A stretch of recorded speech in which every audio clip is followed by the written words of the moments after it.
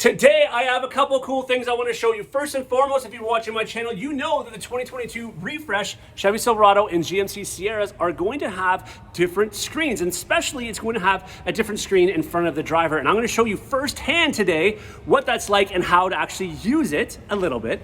And if you own a Yukon or a Tahoe, you're going to want to stay tuned towards the end of this video because I have a couple things that I want to show you, a couple features you may not even realize that your Yukon and Tahoe has as a standard feature and how to activate them. So with that, let's get going.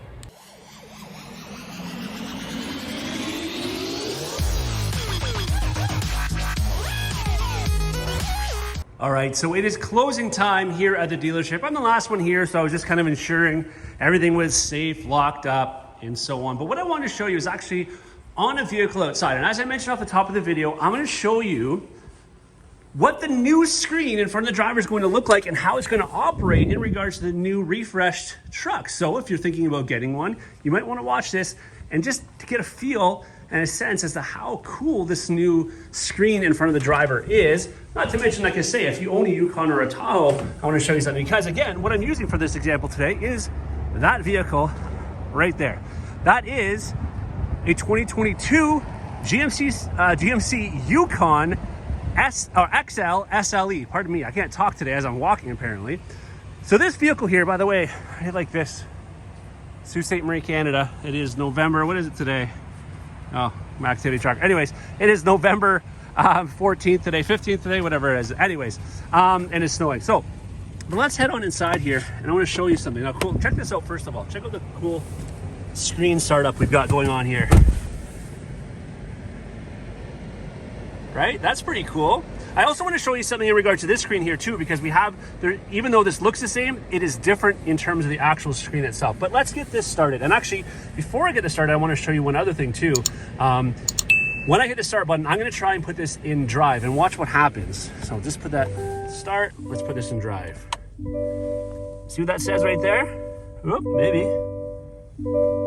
Just like some of the new trucks, right now, this is not going to allow you to put it in drive unless you have your seatbelt on, or if you wait in a certain amount of time. I don't know what it is, but there's also has a time limit. So if you wait a certain amount of time, it gives you the ability to put it in drive then. But anyways, at any rate, I want to show you this screen in front of me right here because it is totally new and it's configurable, which means, well, it's configurable, right? So you can change things on. I'm going to try and get this view here now. Excuse, the steering wheel on there as well. But first and foremost, there are four different settings, four different ways that you can set up this screen. And I'm going to show you how to do that. So if we go over here, pardon me, go over to settings if I can get to it. There we go. And we go up here, you're going to see display layout. If I click on display layout, it's going to give us four different options. So let's go back up to classic first and foremost. I'll show you that. So there is one of the settings. Now, and I'm going to get to it as well, but each of these sides can have different settings on it also. So right now you're going to see it has a speedometer there, a roundabout, and then it has your RPM gauge, you have your compass, your fuel economy, but you can put different things on either side. But let's just check the other ones out first. Progressive is right here.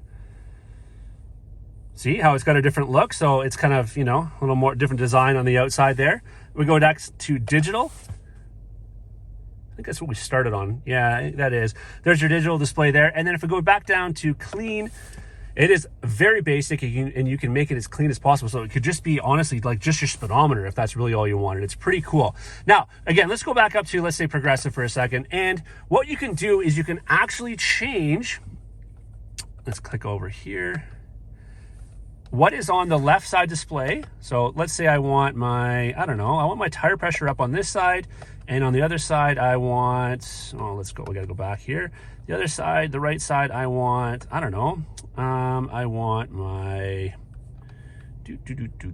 drive mode. Let's just say it's drive mode. So they're telling us we're in auto right now. And just to give you kind of an example of that, let's put it in two-wheel drive.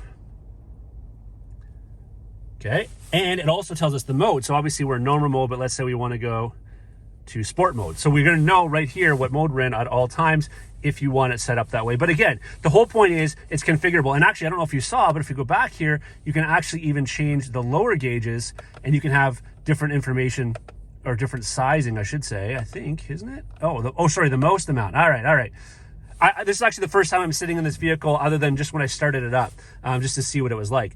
So That is the screen that we are going to see in the new refreshed 2022 GMC Sierra and Chevy Silverado trucks. First of all, what do you think? I love it. I love the ability to change it and have up there what it is I want. Now, the next thing I want to do is touch over on this screen here, because I'm going to zoom out here a little bit for this one. As you can see, it's completely different. So if you have a current 21 Yukon or Tahoe, this is all changed. And again, although the size of the screen is going to be larger, of course, as we already know that, getting into the 13-inch screen, 13.4-inch screen. Anyways, it is going to have what we call this Google integration. So the icons are completely different. We have Google Assistant as a standard feature on here. We have the Play Store, and we have Google Maps all right up on here already. And so what's cool about this though is it's using the Google integration, which I think is going to work very well. It's going to take a while to get used to these settings. I'm used to the GM settings, especially like going from the Silverado or the Sierra or the Yukon and Tahoe. They were always pretty much the same. So it's going to take some getting used to, of course.